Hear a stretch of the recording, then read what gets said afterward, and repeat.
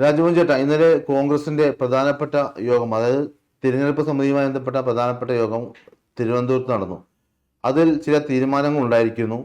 അതായത് തൃപ്പൂണിത്തുറയിൽ കെ ബാബു, പാലക്കാട് രാഹുൽ മാങ്കൂട്ടത്തിൽ ഒഴിച്ചുള്ള ബാക്കി എല്ലാ സിറ്റിംഗ് MLA-മാരും മത്സരിപ്പിക്കാനും തീരുമാനമായി. മാത്രമല്ല, MP-മാർ, എടുത്തു പറയേണ്ട ചില MP-മാർ ആഗ്രഹം പ്രകടിപ്പിച്ചിരുന്നു, പരസ്യ പ്രസ്താവനകൾ നടത്തിയിരുന്നു. അതിലൊന്ന് അടൂർ പ്രകാശ്, കെ സുധാകരൻ, ബെന്നി ബെഹനാൻ, അതുപോലെ ഹൈബി ഈഡൻ, ഷാഫി പറമ്പിൽ, ആന്റോ ആന്റണി, ഇവരൊക്കെ പരസ്യമായിട്ട് നിയമസഭാ ഇലക്ഷനിൽ മത്സരിക്കണമെന്ന് ആഗ്രഹം പ്രകടിപ്പിച്ചിരുന്നു.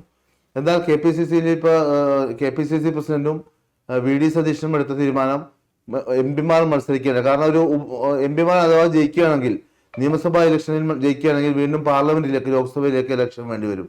നമുക്ക് ഈ സാഹചര്യത്തെ, ഈ കോൺഗ്രസിന്റെ ഈ സാഹചര്യത്തെ എങ്ങനെ വിലയിരുത്താം? ആദ്യമേ പറയട്ടെ, MP-മാരുടെ ആഗ്രഹത്തെ നമ്മൾ തടയേണ്ട ആവശ്യമില്ല. പക്ഷേ മറിച്ച് ഇന്നത്തെ രാഷ്ട്രീയ സാഹചര്യത്തിൽ കോൺഗ്രസിനൊരു ക്രെഡിബിൾ ഇമേജ് ഉണ്ടാക്കാൻ നല്ലത് ഈ MP-മാർ മത്സരിക്കാതിരിക്കുക എന്നുള്ളതാണ്. ഇതിൽ ഏറ്റവും പ്രധാനം. പിന്നെ MP-മാരുടെ ഭാഗത്ത് നമ്മൾ ആലോചിക്കുമ്പോൾ 2-3 പേരോട് നമ്മൾ പേഴ്സണലായിട്ട് സംസാരിക്കും. അവർ പറയുന്നത്, ഇപ്പോൾ ഉദാഹരണം ബെന്നി ബെഹനാൻ അല്ലെ ആൻഡോ, ഇവരൊക്കെ MP-മാരായിട്ട് അത്ര നാളായി. ഒരു മന്ത്രിയാകാനോ രാഷ്ട്രീയത്തിൽ വന്നിട്ട് നാളുകൾ ഒത്തിരി. സുധാകരൻ കേരളത്തിൽ മന്ത്രിയായിട്ടുണ്ട്. കെ സുധാകരൻ്റെ കാര്യമല്ല പറയുന്നത്. രാഷ്ട്രീയത്തിൽ വന്നിട്ട് ബെന്നി ബെഹനാനും ആൻഡോ ആന്റണിയൊക്കെ വന്നിട്ട് കൊല്ലങ്ങളായി. ഇതുവരെ കേരളത്തിലോ എങ്ങോ മന്ത്രിയാകാൻ പറ്റിയിട്ടില്ല. ഈഴനും കേന്ദ്രത്തിലേക്ക് പോയി ഇനി ഒന്നും ചെയ്യാനില്ലെന്നറിയാം. കാര്യമായിട്ട് തൽക്കാലം ഈ അടുത്ത പാർലമെൻറ്റ് ഇലക്ഷൻ വരെ ഒന്നും ചെയ്യാനില്ല. അപ്പോൾ അതുകൊണ്ട് കേരളത്തിൽ നിന്ന് ഇവിടെ ജയിച്ചാലൊരു മന്ത്രിയാകണം എന്ന ആഗ്രഹം ഈഴനും ഉണ്ടാവും. അപ്പോൾ ഇതിലൊരു ഹൈബ്രിഡനുണ്ട്. ഇതിനകത്ത് കൊടുക്കാൻ പറ്റുന്ന 2 പേരേ ഉള്ളൂ. MP-മാർക്ക് വേണ്ട കൺസെഷൻ കൊടുക്കണമെങ്കിൽ, ഞാനാണ് KPCC പ്രസിഡൻ്റെങ്കിൽ 2 പേർക്ക് കൺസെഷൻ കൊടുക്കും. ഒന്ന് കെ സുധാകരനും ഒന്ന് ഷാഫി പറമ്പിലും. കാരണം ഈ ധർമ്മടത്ത് പിണറായി വിജയനെ തോൽപ്പിക്കാൻ ഇവരിൽ ഒരാൾ വേണം. ഏറ്റവും മസ്റ്റ് കാൻഡിഡേറ്റാണ് ഇവർ. നിന്ന് കഴിഞ്ഞാൽ അത്ഭുതം ഉണ്ടാവും. ആ രീതിയിൽ മാത്രം സുധാകരനോ അല്ലെങ്കിൽ ഷാഫി പറമ്പിലിനെ സ്വീകരിക്കാം. മറിച്ച് അല്ലാതെ, പക്ഷെ ഒരാൾക്കോ ശശി തരൂരൊക്കെ റെഡി ആയിട്ടിരിക്കും. പക്ഷേ ധർമ്മടത്ത് അങ്ങനെ ഒരു ഈസി ആയിട്ടൊന്നല്ല, ഒരു ടൈറ്റ് ഫൈറ്റ് കാഴ്ചവെക്കാമെന്നല്ലാതെ പിണറായി വിജയനെ തോൽപ്പിക്കാൻ പറ്റുമോ എന്ന് അതിന്റെ കാര്യങ്ങളും കഥകളും CPM-ലെ ഒരു CPM-ലെ തന്നെ നല്ല വിഭാഗം ആൾക്കാർ പിണറായി വിജയനെതിരായി വോട്ട് ചെയ്യും. പിണറായി വിജയന്റെ കൂടെ ഇപ്പം ജയസാധ്യത ഇല്ല. അവിടെ പിണറായി വിജയന് ജയസാധ്യതയുണ്ട്. പക്ഷേ സുധാകരനോ ഷാഫി പറമ്പിലോ മത്സരിക്കുന്നെങ്കിൽ ചിത്രം മാറുന്നേ പറഞ്ഞുള്ളൂ. പിണറായി വിജയനെ തോൽപ്പിക്കാൻ പറ്റുന്നു എന്നുള്ള ധാരണ വന്നാൽ CPM-ൽ തന്നെ ഇഷ്ടംപോലെ പേര് തിരിച്ചു കൊടുത്തു. ഇങ്ങനൊന്ന് മാറി കിട്ടിയാൽ മതി എന്ന് ആഗ്രഹിക്കുന്ന ഒത്തിരി CPM-കാരുണ്ട്. അതാണ് എൻ്റെ കാരണം. പിന്നെ മറിച്ച് കോൺഗ്രസിന് നല്ലത് ഈ MP-മാർ എല്ലാം രാഷ്ട്രീയ പ്രവർത്തനം നിർത്തിയവരാണ്. ഗ്രൗണ്ട് വർക്ക്, ഗ്രൗണ്ട് ലെവൽ രാഷ്ട്രീയ പ്രവർത്തനം നിർത്തിയ നേതാക്കന്മാരെല്ലാവരും ഒരു കാലത്ത് MLA MP ആയിപ്പോയതുകൊണ്ട് സ്ഥിരമായി MLA MP ആയിട്ടിരുന്ന് ആ സുഖം മാത്രമല്ലാതെ താഴോട്ട് തട്ടി വർക്ക് ചെയ്യാൻ വന്നിട്ടില്ല. ഏതെങ്കിലും കോൺഗ്രസിൻ്റെ വിഭജന സമരങ്ങൾ ഇനിഷ്യേറ്റ് ചെയ്തിട്ടുണ്ടോ ഇവരാരെങ്കിലും? ബെന്യാമിൻ തുടങ്ങി ഏതെങ്കിലും സമരം പറഞ്ഞിട്ടുണ്ടോ? ആകെ സാബുവിനെ തെറി പറഞ്ഞു എന്നുള്ളതല്ല വേറെ ഇരിക്കുന്നത്. ആൻഡോ ആന്റണി സമരം നിശ്ചയിച്ച് കിട്ടുന്നു. അടുത്ത കാലത്താണ് പറയുന്നത്. ഒരു കഴിഞ്ഞ 10 വർഷമായിട്ട് അവർ കോൺഗ്രസിൻ്റെ സംഘടനാ പ്രവർത്തനത്തിൽ സജീവമായ ഒരു സാന്നിധ്യമില്ല അവരുടെ. അതുകൊണ്ട് തന്നെ ഇവരുടെ പാർലമെൻറ്റ് സീറ്റിൽ തന്നെ അസംബ്ലി ഇലക്ഷൻ വരുമ്പോൾ അല്ലെങ്കിൽ പഞ്ചായത്ത് ഇലക്ഷൻ വരുമ്പോൾ മിക്കവാറും പലയിടത്തും തോക്കുന്നതിൻ്റെ കാര്യം എന്താ? അതെ, പാർലമെൻറ്റിലേക്ക് ജയിക്കുന്നതിന് പ്രത്യേക സാഹചര്യത്തിലാണ്. ഇപ്പോൾ ബെന്നി ബെഹനാൻ വരെ കൊള്ളാവുന്ന ആരെ നിർത്തിയാലും അവിടെ ജയിക്കും. മോഡിക്കെതിരായ ഒരു ആൻറ്റി വോട്ട്, നെഗറ്റീവ് വോട്ട് കൊണ്ടാണ് ഇവർ ജയിച്ചു വരുന്നത്. അത് അവരുടെ കഴിവാണെന്നോ ശക്തിയാണെന്നോ പറയരുത്. എത്രയോ തിരുവനന്തപുരം ജില്ല മുഴുവൻ കൊണ്ട കളഞ്ഞില്ലേ ഇങ്ങനെയുള്ളവരെ നിർത്തി. തിരുവനന്തപുരം ജില്ല കോൺഗ്രസ് ഇല്ല. തരൂർ ജയിക്കുന്ന തരൂരിൻ്റെ വ്യക്തിപ്രഭാവം കൊണ്ടുവരികയാണ്. ആ തരൂരിനെ അവർക്ക് ഇഷ്ടമല്ല. കോളോച്ചി ബാക്കിയെല്ലായിടത്തും LDF-ന്റെ കോട്ടയാണ്. അപ്പോൾ അവിടെ നമ്മൾ കാണേണ്ടത് കോൺഗ്രസിൻ്റെ നന്മയ്ക്ക് ഈ ആദ്യത്തെ തീരുമാനം വളരെ നല്ലത്. രണ്ടാമത്തത് പറയുന്ന സ്വയം സ്ഥാനാർത്ഥിയായിട്ട് പ്രഖ്യാപിക്കരുത്. അത് പലരും ഉണ്ട്. ഇപ്പം നമ്മളെപ്പോലെ ഒരു യൂട്യൂബ് ചാനലുകാരുമായിട്ട് ബന്ധപ്പെട്ട് ഒന്ന് സ്പോൺസർ ചെയ്യാമെന്ന് ചോദിച്ചാൽ പല ചാനലുകളും സ്പോൺസർ ചെയ്യും. ഇപ്പം തുഫൈൽ കോഴിക്കോട് സ്ഥാനാർത്ഥിയാണ്. ലീഗും കോൺഗ്രസും ഒറ്റക്കെട്ടായിട്ട് തുഫൈലിനെ സ്ഥാനാർത്ഥിയാക്കാൻ മത്സരിക്കുന്നു. ചെറുപ്പക്കാർ അങ്ങനെ പറഞ്ഞാൽ 4 ചാനൽ പറഞ്ഞാൽ തുഫൈൽ സ്ഥാനാർത്ഥിയാണ്. അങ്ങനെയാണ് നമ്മുടെ ഇപ്പോഴത്തെ ഇലക്ഷൻ ട്രെൻഡ് സെറ്റ് ചെയ്യുന്നത് അല്ലേ? അത് മാറിയിട്ട് ഫീൽഡിൽ പ്രവർത്തിക്കുന്ന കോൺഗ്രസ്സുകാർ വേണം ഏതെങ്കിലും തരത്തിൽ. ഇത് വേറെ വിഭാഗങ്ങളുണ്ട്. സമുദായ സംഘടനകളുമായിട്ട് അടുത്ത ബന്ധം പുലർത്തി അവരെ കൊണ്ട് റെക്കമെൻഡ് ചെയ്യിച്ച് സ്ഥാനാർത്ഥിയാക്കുന്നവർ ഒത്തിരി പേരുണ്ട്.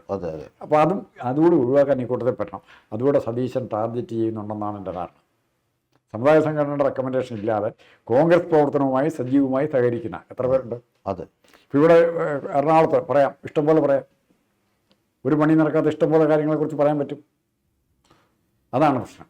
അത് കെ സുധാകരന്റെ നോട്ടം കണ്ണൂർ സീറ്റാണെന്നാണ്. ഇപ്പൊ കടന്നപ്പള്ളി രാമചന്ദ്രൻ മത്സരിക്കുകയില്ല, കടന്നപ്പള്ളി രാമചന്ദ്രൻ മത്സരിക്കാൻ സാധ്യതയില്ല. പുള്ളിക്ക് ആരോഗ്യ പ്രശ്നങ്ങളുണ്ട്. സുധാകരൻ കണ്ണൂർ മത്സരിച്ച് ജയിക്കുകയും ചെയ്യും, നല്ല ഭൂരിപക്ഷത്തിൽ ജയിക്കുകയും ചെയ്യും. കാരണം ലോക്സഭയിൽ അദ്ദേഹത്തിന് നല്ല ലീഡുണ്ടായിരുന്നു, കണ്ണൂര് അസംബ്ലിയിലുണ്ടായിരുന്നു. പിന്നെ ബെന്നി ബെഹനാണ് താല്പര്യം നിയമസഭ ചാലക്കുടിയാലും കുഴപ്പമില്ല. അപ്പൊ സത്യത്തിൽ ഇങ്ങനെ കൂട്ടമായിട്ട് എം പിമാരും മത്സരിക്കുന്നത് നമ്മുടെ സമൂഹത്തിനൊരു തെറ്റായ മെസ്സേജാണല്ലോ കൊടുക്കുന്നത്. പൊതുവേ ഈ ലോക്സഭാ ഇലക്ഷൻ വരുമ്പോൾ പല എം എൽ എമാരും മത്സരിക്കാറുണ്ട്. ഇപ്പൊ അവസാനം ചേലക്കരയില് രാധാകൃഷ്ണൻ ഷാഫി പറമ്പിൽ മത്സരിച്ചു, മുമ്പ് ഹൈബിയുടെ മത്സരിച്ചു, കെ മുരളീധരൻ മത്സരിച്ചിട്ടുണ്ട്. അതുപോലെ ഇത് നേരെ തിരിച്ചും ഏറ്റവും നല്ല കൗതുകരമായ കാര്യം, കഴിഞ്ഞ നിയമസഭാ ഇലക്ഷനിൽ കെ മുരളീധരൻ നേമത്ത് മത്സരിച്ചിരുന്നു. മൂന്നാം സ്ഥാനത്ത് പോയി, തോറ്റുപോയി. പക്ഷെ മുരളി അവിടെ മത്സരിക്കുന്ന ഒരു ഗുണം കിട്ടി.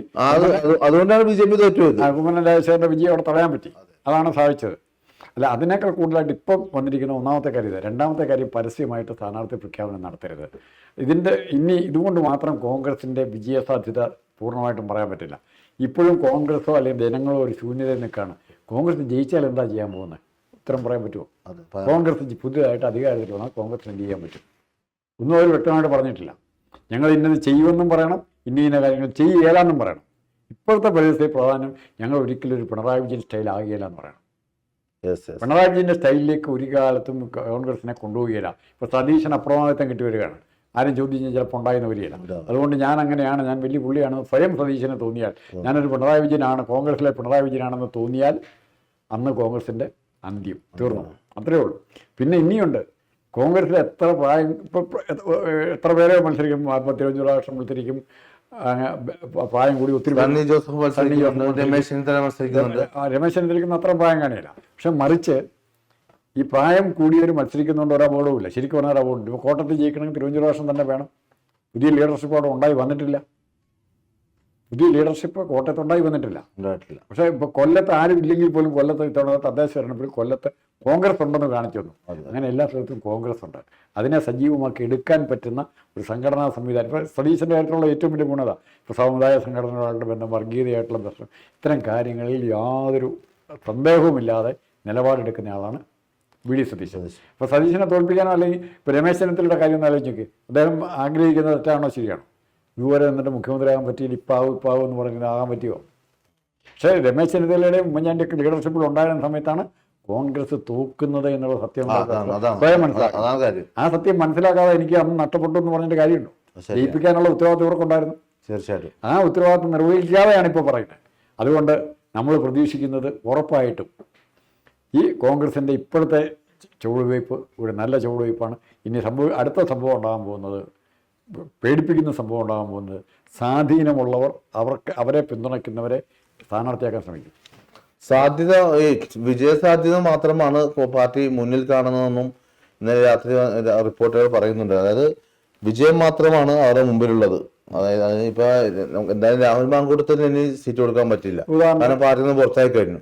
കെ ബാബുവിന് ആരോഗ്യപരമായ ബുദ്ധിമുട്ടുണ്ട്, സ്വയം മാറുന്നതാ.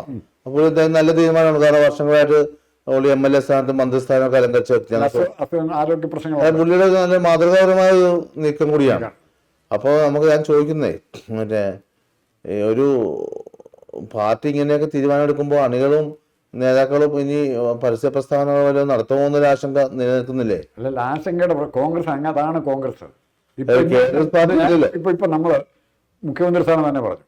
കോൺഗ്രസിന്റെ കാര്യത്തിൽ നമുക്ക് വി ഡി സതീശൻ, രമേശ് ചെന്നിത്തല, ഈവൻ സണ്ണി ജോസഫ്, കെ മുരളീധരൻ, തിരുവഞ്ചൂർ രാധാകൃഷ്ണൻ, അങ്ങനെ കുറേ പേരുടെ പേര് നമുക്ക് പറയാം. അടൂർ പ്രകാശൊക്കെ പറയാം, സുധാകരൻ്റെ പേര് പറയാം.